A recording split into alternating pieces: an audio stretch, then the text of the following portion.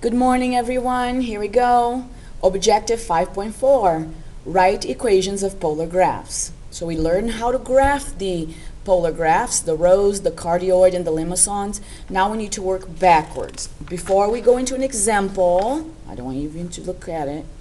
So before we go into an example, let's do a quick summary of the equations of the polar graphs, okay?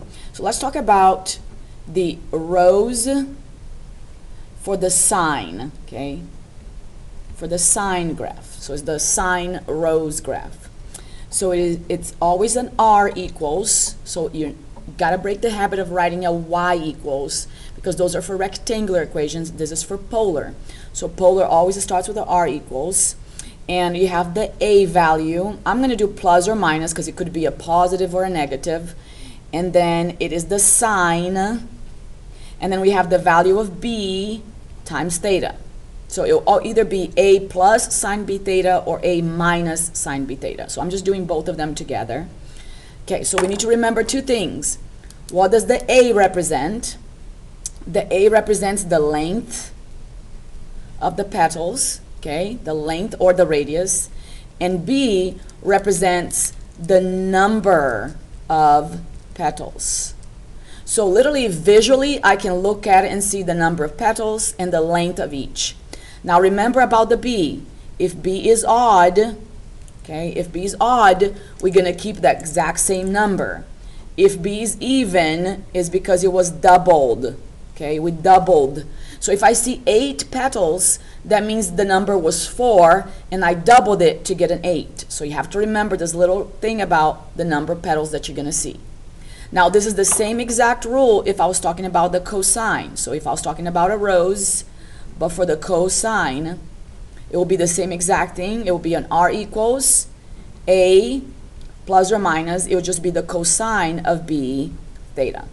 The A and the B represents the same exact things. The length of the radius of each of the petals, and B is the number of petals. A and B don't change. The only thing that changes is the cosine and the sine.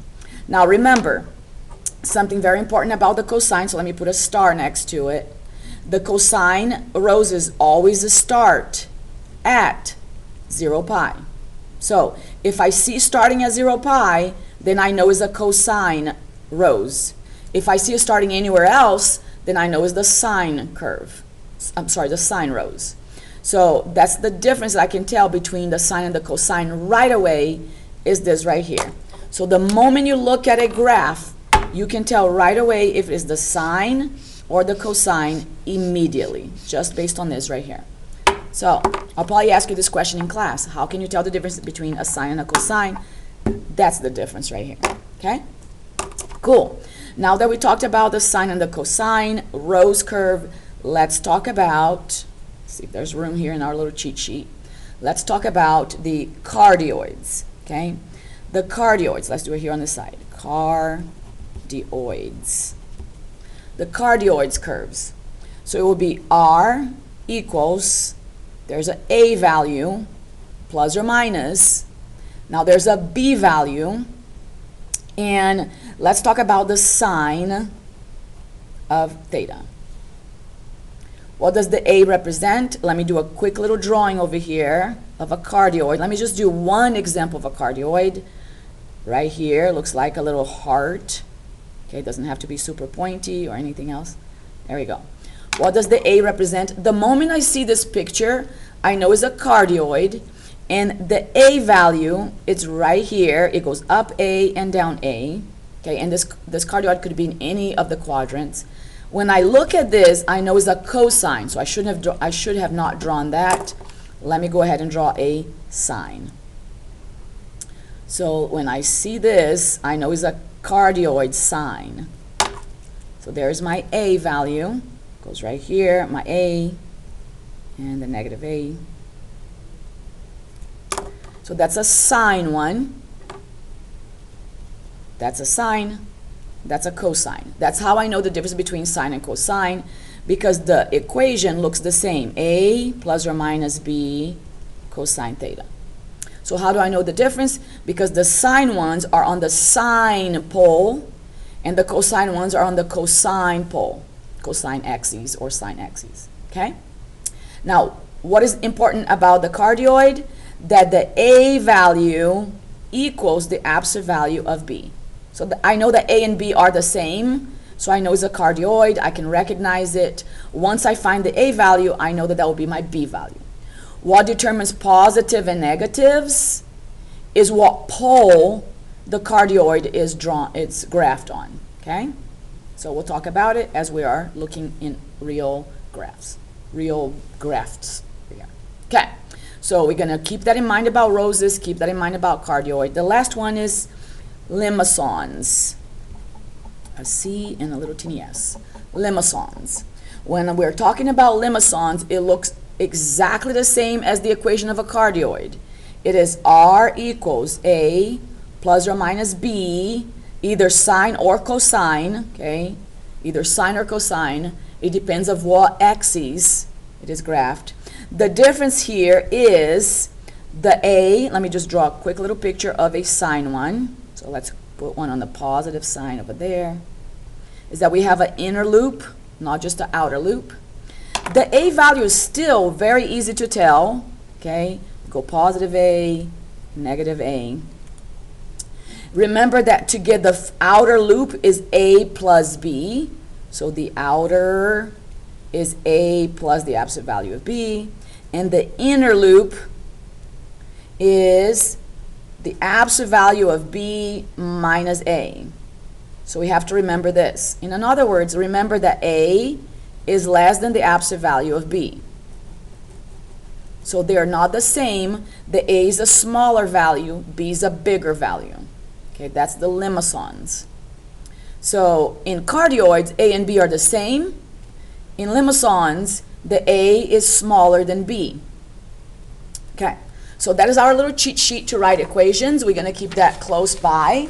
So when we look at a graph, we recognize it, we keep track of how to write the equation for that. So I'm going to keep it right here next to me, and I'll bring it whenever I need it.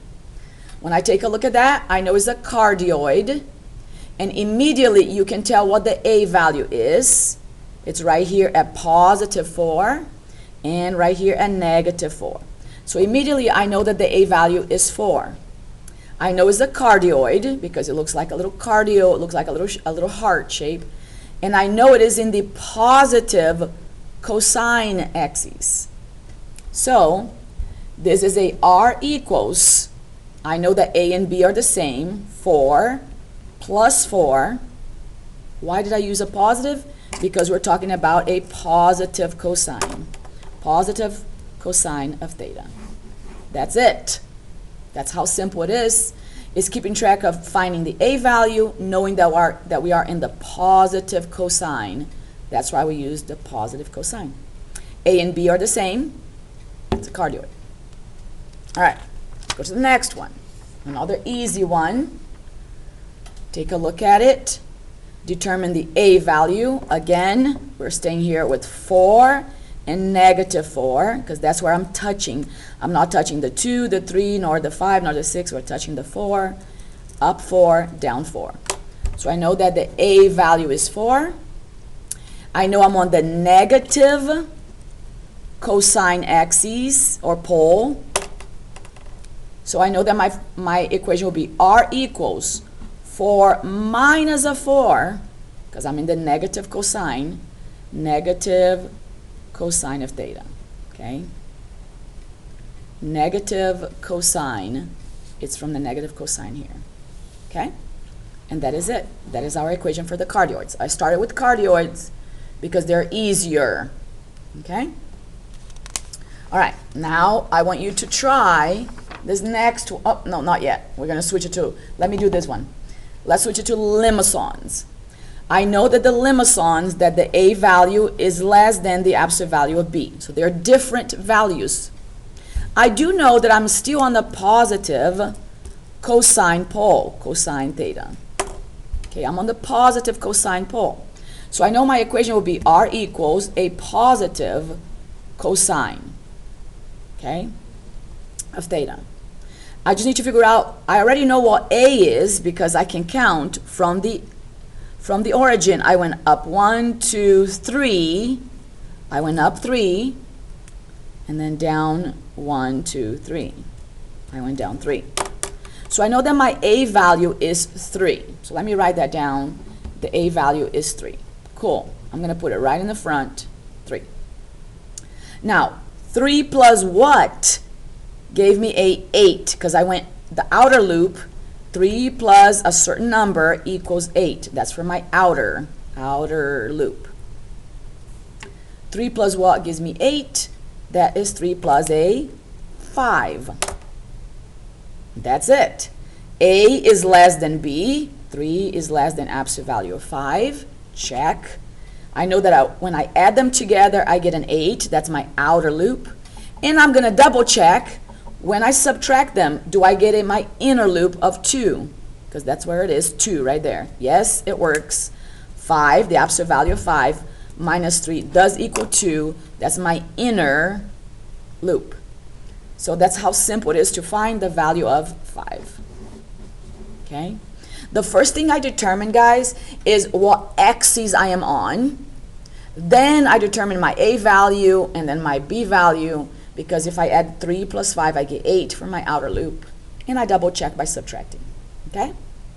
So what I would like for you to do now is pause the video. Nope, I'm still going to do one more problem. It must be, yeah, the next one. Okay, so the next one will be your turn. Let me do one more. Okay? All right.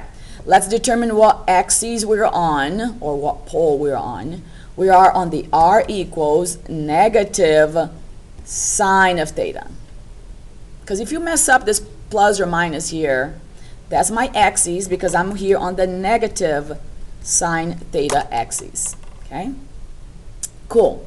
Now let's determine the A value. Looks like we are at 2. We're going 2 to the right. It's not easy to see, huh? We're going 2 to the right and negative 2 to the left here. So my A value is a 2. So my A value is a 2. And we go all the way to a 7.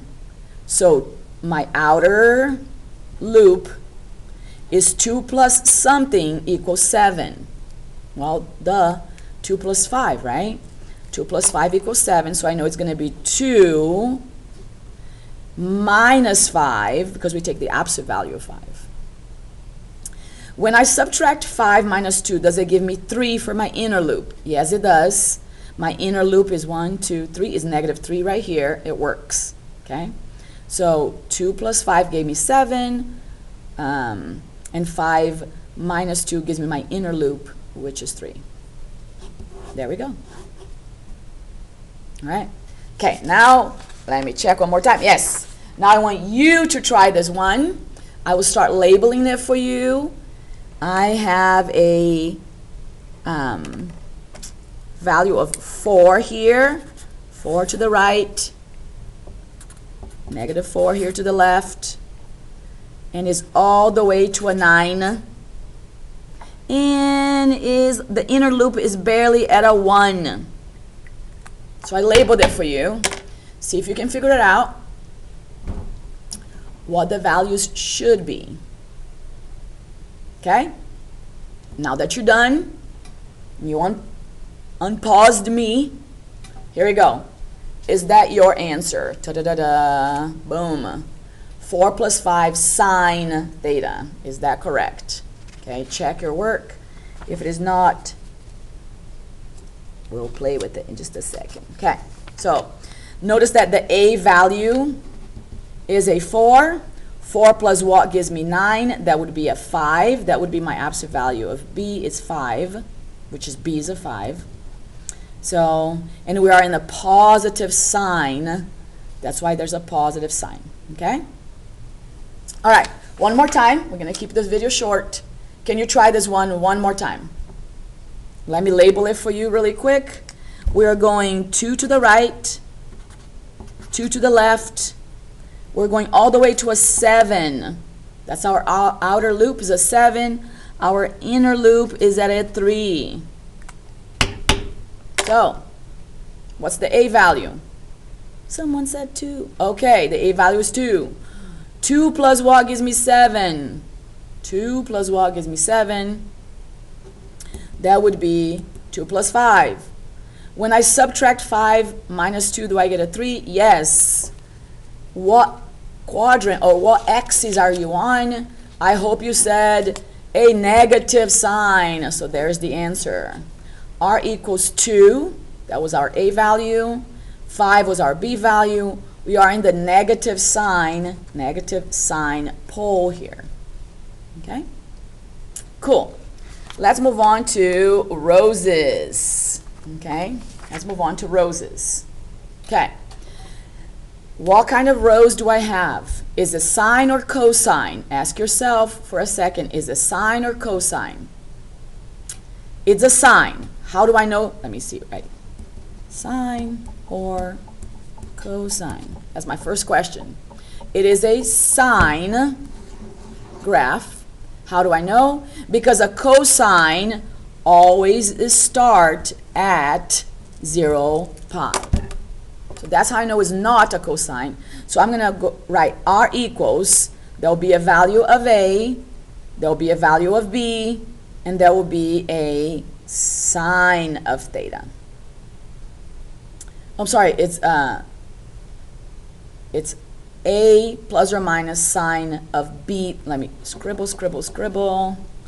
It will be R equals A plus or minus B, nope, sine of B theta. Okay, sorry. Here we go. So we need the value of A, we need the value of B. So R equals, I know it's a sine. We need to figure out the value of B and the value of A. Well, the value of A is the radius. 1, 2, 3, 4. Pretty simple. 4. How many petals do we have? 1, 2, 3, 4, 5, 6, 7, 8. Since I have 8 petals, you better not write the number 8 here. It was, the value of B is 4. Because if I grab 4 and is even, I double it, I get my 8. Okay? Remember, if B is even, that means it was doubled. Okay? So the answer is 4 sine 4 theta. That's the answer. Okay? All right. Can you try the next one? Can you try it by yourself? The length and how many petals. That's all you need to know. R equals the length. 1, 2, 3, 4. Is it a sine or a cosine? It is a cosine. How many petals do we have? 3. Because 3 is odd, we are done. There's your answer. Okay? Because 3 is odd, we're done. Okay, I want you to try the next one by yourself. You're going to have to pause me. Let me hide the answer. There we go. All right. Ready? Okay. Is it a sine or a cosine? It is a cosine graph. So R equals, I know is a cosine. The length of the petal, 4. And how many are there? 1, 2, 3, 4, 5, 6, 7, 8. So that means I have a 4 theta. Because it was even, I cut it in half. Okay? Because that B is even, that means it was doubled to get an 8. You get the point, right? All you need is the length and how many petals are there and knowing the difference between sine and cosine. Last one on your own. Sine or cosine, determine how many petals, odd. What is the length? So, length, how many petals, and is it sine or cosine? There we go. Okay? So, that's how simple it is to write equations of graphs. It'll be a fun, quick little class, quick little quiz. See you later.